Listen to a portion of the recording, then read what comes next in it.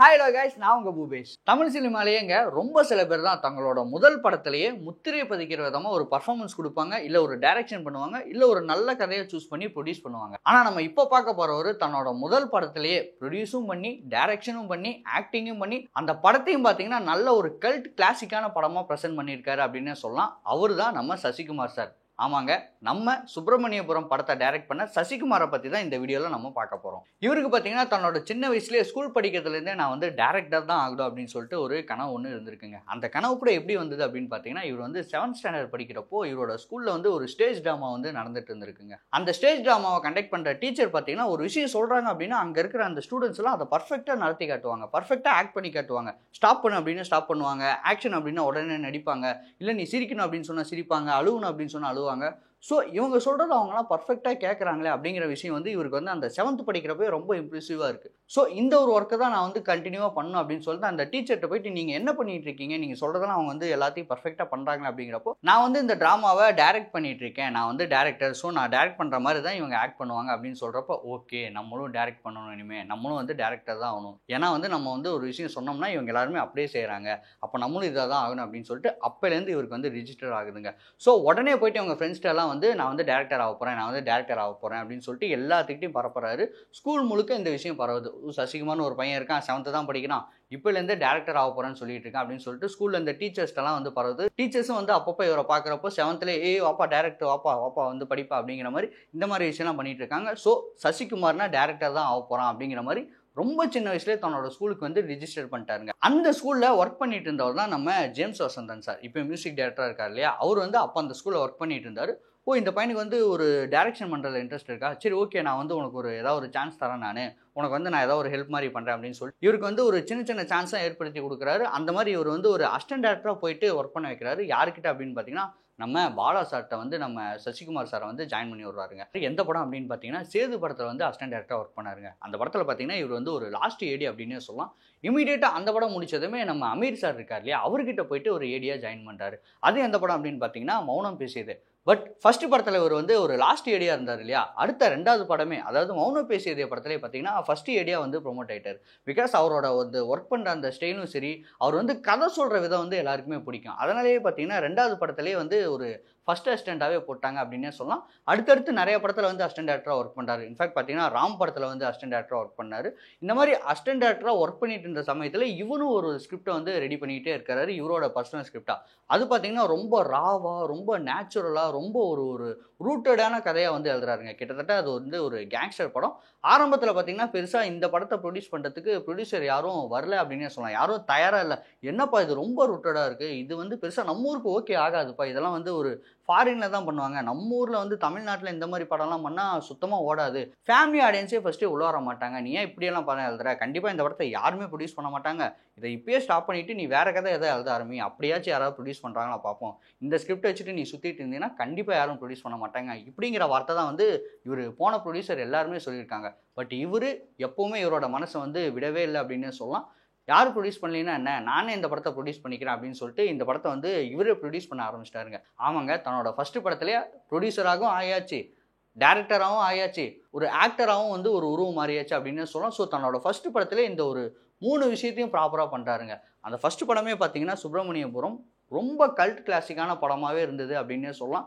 இப்போ வரைக்கும் நீங்கள் ஒரு கேங்ஸ்டர் படம் ஒன்று சொல்லு அப்படின்னு சொன்னீங்கன்னா எல்லாரும் இந்த சுப்பிரமணியபுரத்தை வந்து கண்டிப்பாக அந்த லிஸ்ட்டில் வைப்பாங்க அப்படின்னே சொல்லாங்க.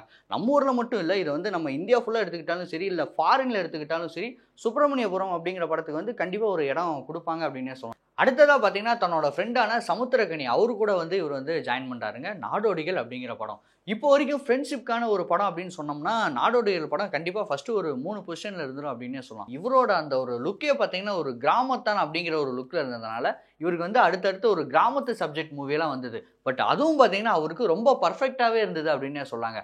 அதுதான் விஷயமே, நிறைய பேருக்கு வந்து அந்த கிராமத்தான் அப்படிங்கிற சப்ஜெக்ட்லாம் செட் ஆகாது. பட் நம்ம சசிகுமார் சாருக்கு அவரோட கெரியரில் அமைஞ்ச கிராமத்தான் சப்ஜெக்ட் எல்லாமே ரொம்ப பர்ஃபெக்டாக அமைஞ்சிருக்கும் அப்படின்னே சொல்லலாம். ஃபார் எக்ஸாம்பிள் சுந்தரபாண்டியன், குட்டிப்புலி, கிடாரி, தாரத்தப்பட்டை இந்த மாதிரி படம் எல்லாமே ஒரு கிராமத்து சப்ஜெக்ட் தான். இது எல்லாமே ரொம்ப சூப்பரான படமாகவும் அமைஞ்சிருக்கும். அவரோட கெரியர்லையும் சரி, ஒரு கமர்ஷியல் வைஸாகவும் சரி, ஆக்டிங் வைஸாகவும் சரி அவர் பெஸ்ட் பர்ஃபார்மன்ஸ் கொடுத்துருப்பாரு அப்படின்னே சொல்லலாம். நம்ம ஃப்ரெண்ட்ஷிப் அப்படின்னு சொல்கிறப்ப நம்ம சசிகுமார் சாரையும் சமுத்திரக்கனி சாரை பற்றி நம்ம பேசாமல் இருக்கவே முடியாதுங்க. ஏன்னா அவங்க 2 பேர்த்துக்குள்ள அவ்வளோ ஒரு அருமையான ஒரு பாண்டிங் இருக்குது அப்படின்னே சொல்லலாம். இன்ஃபேக்ட் பார்த்தீங்கன்னா நம்ம சமுத்திரக்கனி சார் அவரோட படங்களில் இவர் வந்து எப்படியாவது ஏதோ ஒரு வகையில் இருந்துடணும் அப்படின்னு சொல்லிட்டு நம்ம சசிகுமார் சார் வந்து ரொம்ப ஆசைப்படுவாருங்க. நம்ம சமுத்திரக்கனியோட அப்பா படத்தில் பார்த்தீங்கன்னா ஒரு முக்கியமான ரோலில் கிளைமேக்ஸில் வந்திருப்பார். அதாவது பார்த்தீங்கன்னா ஒரு முக்கியமான ஸ்பீச் ஒன்று கொடுக்குற ஒரு கேரக்டர். அந்த ரோலில் பார்த்தீங்கன்னா நம்ம சசிகுமார் வந்திருப்பார். அந்த ரோலும் பார்த்தீங்கன்னா பயங்கரமாக பேசப்பட்டிருக்கும். அதாவது மக்களை டைரெக்டாக பார்த்து ஒரு கேள்வி கேட்குற மாதிரியான ஒரு ரோல் இருக்கும். அந்த கேரக்டருக்கு பார்த்தீங்கன்னா நம்ம சசிகுமார் சார் நடித்தது அந்த படத்துக்கே பார்த்தீங்கன்னா ஒரு ப்ளஸ் பாயிண்டாக அமைஞ்சது அப்படின்னே சொல்லலாம். அண்ட் அதுக்கப்புறம் பார்த்தீங்கன்னா நம்ம நிமிர்ந்து நில் படம், அந்த படத்துலையும் பார்த்தீங்கன்னா எந்த மாதிரி இவரை உள்ளே கொண்டு வரலாம் அப்படின்னு சொல்லிட்டு யோசிச்சுட்டு இருந்தப்போ ஒரு காமெடி சீக்வன்ஸில் ஜஸ்ட் ஒரு ஃபன்னாக வாய்ஸ் ஓவரில் ஃபோன் கால் மட்டும் வர மாதிரி நம்ம சசிகுமார் வந்து ஃபோன் காலில் வர மாதிரி ஒரு சீன் வந்து வச்சுருப்பாங்க. அதை பார்க்குறப்போ ரொம்ப ஒரு ஃபன்னாகவும் இருந்திருக்கும். பரவாயில்லையே உங்கள் ஃப்ரெண்ட்ஷிப் வந்து இந்தளவுக்கு வருது பரவாயில்லையே அப்படிங்கிற மாதிரி பார்க்குறதுக்கே ஒரு க்யூட்டாக ஒரு ஹெல்த்தியான விஷயமா இருக்கும் சினிமாக்குள்ளே.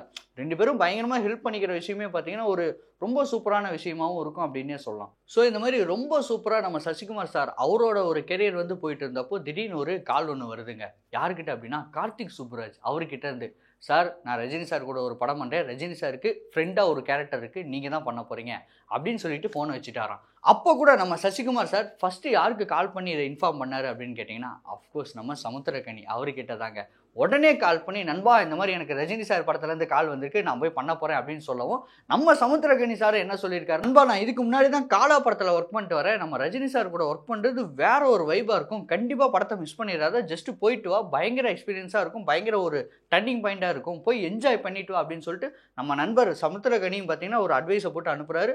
போயிட்டு இவர் வந்து நம்ம பேட்ட படம் பண்ணுறாரு. அந்த பேட்ட படத்தை பற்றி நான் சொல்லணும்னு அவசியமே இல்லை. அங்கேயும் அவர் வந்து நம்ம ரஜினி சாருக்கு ஃப்ரெண்டாக நடிச்சிருப்பாரு. மாலிக் அப்படிங்கிற ஒரு கேரக்டரில் ஒரு பர்ஃபார்மன்ஸ் ஒன்று பண்ணியிருப்பாருங்க. அந்த மாலிக் கேரக்டர் வச்சு தான் அந்த பேட்ட படமே பார்த்தீங்கன்னா ஒரு ரன் ஆகும் அப்படின்னே சொல்லலாம். அண்ட் ஆடியோ லான்ச்சில் நம்ம சசிகுமார் சாரை பற்றி ரஜினி சார் பேசின அந்த ஒரே ஒரு வார்த்தை, நல்ல மனிதருங்க, சசிகுமார் நல்ல மனிதர் அப்படின்னு வந்து ஆடியோ லான்ச்சில் சொல்லியிருப்பார். ஸோ அந்தளவுக்கு யார் கூடயும் யதார்த்தமாக பழகக்கூடிய ஒரு நபர் தான் நம்ம சசிகுமார் சார். முக்கியமாக பார்த்தீங்கன்னா நம்ம சசிகுமார் சார் அவரோட கெரியரில் புது டேரக்டர்ஸ்க்கு வந்து நிறைய சான்ஸ் கொடுப்பாருங்க. அப்படி தான் பார்த்தீங்கன்னா அயோத்தி டேரக்டர் அவருக்கு வந்து ஒரு சான்ஸ் கொடுக்குறாரு. அயோத்தி படம் வந்து எடுக்கிறாங்க. அந்த படம் ரொம்ப முக்கியமான விஷயத்தை பற்றி பேசியிருக்குங்க. அதாவது வட மாநிலத்திலேருந்து சுற்றுலாவுக்கு வந்த ஒருத்தங்க இறந்து போயிட்டாங்க அப்படின்னா அவங்களோட பாடியை எப்படி திரும்ப அங்கே கொண்டு போக முடியும் அப்படிங்கிறத பற்றின ஒரு படங்க. ரொம்ப ஒரு யதார்த்தமான படமாக இருக்கும், ஒரு ஹார்ட் டச்சிங்கான படமாகவே இருக்கும் அப்படின்னு சொல்லலாம். அடுத்த படம் பார்த்தீங்கன்னா நந்தன். அதாவது சமூகத்துக்கு ரொம்ப தேவையான விஷயத்தை வந்து இந்த படத்தில் வந்து பேசியிருப்பாங்கங்க. இந்த படத்துலையும் பார்த்தீங்கன்னா இவரோட நடிப்பு அப்படிங்கிறது பயங்கரமாக பேசப்பட்டிருக்கும். இந்த விஷயத்த ரொம்ப ஸ்ட்ராங்காக ரிஜிஸ்டர் பண்ணுறது ரொம்ப சில ஹீரோக்கள் தான் பண்ணுவாங்க. பட் இவர் பார்த்தீங்கன்னா இதை பற்றிலாம் எதுவுமே யோசிக்காமல் ஒரு நல்ல கதை வந்திருக்கு, ஒரு நல்ல டேரக்டர் வந்து சொல்லியிருக்காரு, கண்டிப்பாக இந்த படம் பண்ணுவோன்னு சொல்லிட்டு ரொம்ப போல்டாக இந்த படத்தை வந்து பண்ணி கொடுத்துருப்பாரு. இந்த படமும் பார்த்தீங்கன்னா பயங்கரமாக பேசப்பட்டது. இன்ஃபேக்ட் நம்ம சசிகுமார் சார் அவரோட படங்கள் எல்லாமே ப்ரொமோஷன் அப்படிங்கிற விஷயம் வந்து பெருசாக இருக்காது, பட் அந்த வேர்ட் ஆஃப் மவுத் அப்படிங்கிற விஷயத்தில் பயங்கரமாக வந்து பூம் ஆகும். அப்படி தான் நம்ம சசிகுமார் சார் எல்லா படமும் பண்ணிட்டு வந்திருக்காரு. அண்ட் அடுத்த படமே பார்த்தீங்கன்னா டூரிஸ்ட் ஃபேமிலி அப்படிங்கிற படம். 23-24 வயசு பையன் தான் அந்த படத்தோட டைரக்டர். இவர் எப்படி இந்த படத்தை வந்து ஒரு எடுக்க போகிறாரு, இவர் வந்து எப்படி வந்து இந்த படத்தை வந்து ப்ராப்பராக கொண்டு வர போகிறாரு, ஏன் வந்து சசிகுமார் வந்து இவரை நம்பினார் அப்படின்னு சொல்லிட்டு அந்த படத்தோட ஸ்டார்டிங்கில் கண்டிப்பாக வந்து ஒரு பேசு பொருள் இருந்தது. பட் நம்ம சசிகுமார் சார் பார்த்தீங்கன்னா அதெல்லாம் இல்லை, அந்த பையன் என்கிட்ட வந்து கதை சொல்கிறப்பே நான் அவனோட ஒரு பல்ஸை பிடிச்சிட்டேன், ரொம்ப சூப்பராக பார்த்தீங்கன்னா அந்த பையன் வந்து கதை சொல்கிறான், இவனால் கண்டிப்பாக அந்த படத்தை எடுத்துட முடியும். அண்ட் அதுக்கும் மேலே இந்த கதையும் எனக்கு வந்து பிடிச்சிருக்கு, இந்த கதை வேறு யார்ட்டையோ போனாலும் யாரும் பண்ண மாட்டாங்க, ஏன்னா 17 வயசு 18 வயசு பையனுக்கு அப்பாவாக நடிக்கணும், இப்போ இருக்க ஹீரோ யாருமே அந்த படத்தில் நடிக்க மாட்டாங்க, எப்படி இந்த கதை எனக்கு தான் வரும் அப்படின்னு சொல்லிட்டு நான் வெயிட் பண்ணேன். அந்த கதையும் எனக்கே வந்தது, நான் அந்த படத்தில் நடிச்சிட்டேன் அப்படிங்கிற மாதிரி அந்த படத்தோட ஈவெண்ட்லலாம் சொல்லியிருப்பார். அந்த படமும் பார்த்தீங்கன்னா ரொம்ப பியூராக ரொம்ப ஒரு எமோஷ்னலான படமாகவே இருக்கும் அப்படின்னே சொல்லலாம். இப்போ இருக்க டாப் செலிபிரிட்டிஸ் எல்லாருமே அந்த படத்தை வந்து கொண்டாடினாங்க. அவங்க எல்லாருமே பார்த்தீங்கன்னா ட்வீட் போட்டாங்க, இந்த படத்தை கண்டிப்பாக பாருங்கள். அதாவது வேர்ட் ஆஃப் மவுத்துங்கிற விஷயம் மக்கள்கிட்ட இருக்குன்னு நான் முன்னாடி சொன்னேன் இல்லையா, இந்த படத்துக்கு ஒரு படி மேலே போய் இருக்கிற டாப் செலிபிரிட்டிஸ் எல்லாருமே இந்த படத்துக்கு வந்து ஒரு ப்ரொமோஷன் பண்ண ஆரம்பித்தாங்க. அவருக்கு இன்னைக்கு பர்த்டே. ஸோ நம்ம டூரிங் சினிமா சார்பாக ஹாப்பி பர்த்டே சார்.